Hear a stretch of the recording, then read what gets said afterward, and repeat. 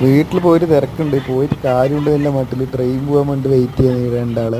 നമ്മൾ ഏകദേശം അരമണിക്കൂറായി ട്രെയിൻ പോകാൻ വേണ്ടി വെയിറ്റ് ചെയ്യുന്നു. അതേപോലെ ഇവരിവിടെ നിൽക്കുന്നുണ്ട്, അപ്പുറത്തേക്ക് പോകേണ്ടതെന്ന് തോന്നി. എന്നാലും ഇയാളുടെ ബുദ്ധി ഭയങ്കരമാണ് കേട്ടോ, സമ്മതിക്കണം.